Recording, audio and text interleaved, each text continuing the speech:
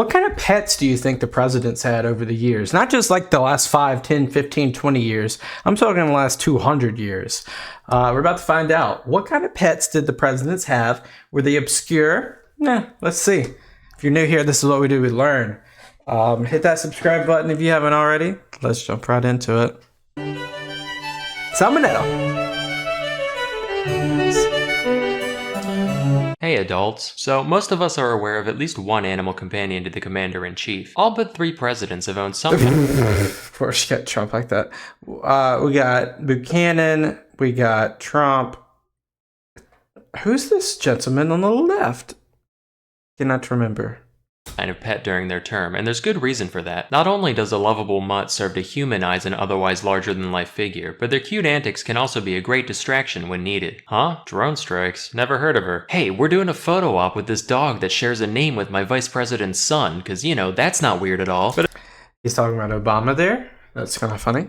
As it turns out, dogs and cats are just the tip of the iceberg. There have been a lot of quadrupedal occupants of the White House, even without Miss Lewinsky. So today we'll be going through just a few of the more interesting ones. Nice. Going back to the beginning, Washington had critters galore, including 4 black and tan slur hounds that he named Drunkard, Taster, Tippler, and Tipsy. They sound like if Santa's reindeer were all alcoholics, which would be a shame because Rudolph's red nose would no longer be of note. John Adams had 3 dogs that presumably spanned the alignment chart, being named Juno, Mark, and Satan respectively. That's a crazy name for a dog. Not a joke. Jefferson kept around 40 sheep during his presidency, one of which was a 4-horned Shetland ram. Though nameless, said ram soon became famous for killing a young boy on White House grounds. Rather than immediately destroying the animal as we'd expect today, Jefferson just had it moved back to Monticello. It was eventually put down, but only after it single-handedly killed several other rams at the estate, which that was probably why he did it. Yeah, that's a crazy story. Just goes to show how Jefferson operated. Random child, not the best optics, but that can be forgiven. But my own property, that's a bridge too far, Rambo. John Quincy Adams' wife Louisa practiced sericulture, which is a fun word for silkworm keeping. As a side note, sericulture has been going on since at least 3630 BC, which is kinda nutty, because that means we domesticated worms to turn their goo into clothes before we figured out how to ride a horse. That is crazy. Jackson had an African gray parrot named Poll, short for Polly, that would apparently curse like a sailor, probably thanks to the teachings of Old Hickory himself. Having outlived its owner, Poll ended up being removed from Jackson's funeral service after unleashing so much profanity that guests found it genuinely upsetting. He also kept roosters for cockfighting, which was acceptable at the time, and still far from the worst thing he's done morally. During Van Buren's term, the Sultan of Oman sent a variety of gifts to the president, among them being a pair of tiger cubs. That's crazy. He was like, this is badass, and desperately wanted to keep them in the White House. But the dickheads in Congress asserted that, due to a specific constitutional provision, gifts to the presidential office weren't for the man himself, but for the people. Van Buren said, fuck the people, them's my tigers, and got into a legal battle with the legislator over the issue, which he eventually lost. The tigers were subsequently sent to a zoo, and over 20 years later, Van Buren died of pneumonia, completely unrelated to this incident. Although Andrew Johnson had no du jour pets, he did befriend a family of mice he found in his bedroom, feeding them flour and grain and referring to them as the little fellows. It's an oddly wholesome thing to hear from someone who essentially set the trajectory for the next 100 years of black disenfranchisement. Mr. Johnson, we still have a country to rebuild. Get out of my room, I'm getting rat-pilled. Taft had 2 cows during his term. The first of them was named Mooly Wooly, and she died a year and a half in after, quote, eating too many oats. Mooly was promptly replaced by the far more dignified Pauline Wayne. She was a real dime of a heifer, which led Taft to show her off at the International Dairymen's Expo in Milwaukee. That's crazy fun.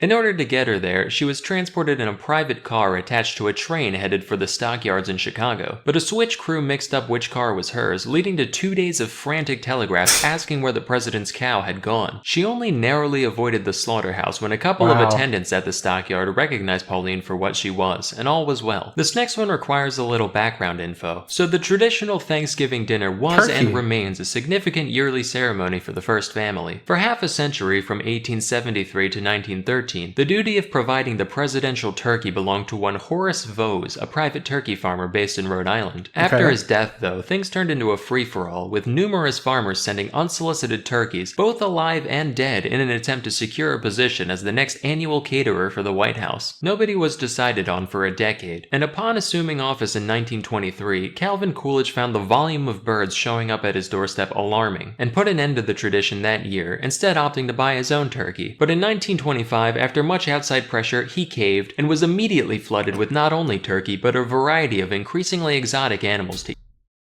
I hope this isn't real. Is it real? eat. Among them was a live raccoon he received the following year. Coolidge was, at the time, blissfully unaware of the intricate dance performed on the palate between forward yet ephemeral gaminess and heady seductive musk when one submits himself to the experience of a toothsome raccoon fillet. And what? as such, he decided to keep it as a pet instead. Dubbed Rebecca, the creature soon came to be a core member of the Coolidge family. She ate as well as any of them, being fed things like shrimp and persimmons, and she was particularly fond of eggs. Given free reign over the house, Rebecca's hobbies reportedly included unscrewing light bulbs, uprooting houseplants, and playing with wet bars of soap in the bathtub. Like a she cat. was so beloved that she even had her own treehouse built for her in the White House yard. When the Coolidges made way for the Hoovers, Rebecca was forced to vacate her post, but the new first family soon found that they had a squatter on their hands. The new tenant of Rebecca's treehouse was a wild opossum who, rather than being evicted, was adopted by the Hoovers in a similar fashion to Rebecca, albeit from a farther distance, mostly just saying, yeah, that's ours now. He was given the name Billy Possum, which is a reference to our old friend Taft. See, as the man following Teddy Roosevelt in the White House, Taft had some big shoes to fill. So during his term, some enterprising young dumbasses approached Taft with what they claimed would be the sequel to the teddy bear. They Oh my god. called it Billy Possum, which is itself a reference to the president's fondness of possum and taters, a dish he famously requested at a banquet in Atlanta as an act of goodwill towards the South and its culture. Taft That's funny. found the idea amusing enough that he gave the green light, and many thousands of Billy Possums were produced. Given their total obscurity today, it's clear these toys were a massive flop, and there's a few reasons for that. That'd be cool to find trying one. to force fads at all is like trying to push water uphill. But also, the story of Roosevelt refusing to shoot a tied-up bear has a bit more symbolic poetry to it than, it's a possum, cause he like possum, he a fat boy, eat him up good. Couple that with the constant character assassination that the opossum as an animal has received from ignorant urbanites, and it becomes obvious that this thing was doomed from the start. But anyway, that's where the Hoover opossum got his name, and his exploits were pretty limited outside of temporarily filling in as a mascot of a local high school. In 1961, Soviet Premier Nikita Khrushchev gifted a dog to the Kennedys, named Pushinka, or Fluffy. And while it is normally rude to look a gift dog in the mouth, an exception can be made when the single biggest threat to the free world Yeah, I was about to say. insists that said dog should live with the president. Pushinka was x-rayed, put through metal detectors, and given ultrasounds out of fear that someone implanted her with a listening who device. knows? Fortunately, though there may be bugs in some of you mugs, there ain't no bugs in she, and Pushinka remained a Kennedy for the rest of her days. While truthfully, the gift was likely given as a simple act of good faith designed to reduce Cold War tensions. Pushinka was also the daughter of Strelka, who, during Sputnik 5, became the first mammal to make it back from space alive. So I'd like to think of it as more of a passive-aggressive space race flex. Like, yeah, our astronanimals are so alive, they're making babies even. Hope looking at this one constantly reminds you of where you stand. With that, I hope you found this highlight reel enlightening. It feels good. Wow. Interesting stuff. I want to look at that possum thing and see how interesting that is. I love Salmonella's videos. I've seen some of them prior to even starting this channel. So I think we're going to watch the entire lot, shall we? But until then, I appreciate all you guys watching with me today. Let me know which pet is the most obscure to you.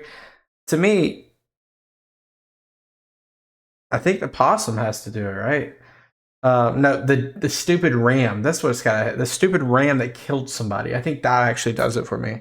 What a crazy story. I'll see you guys next time though. Peace out. Bye-bye.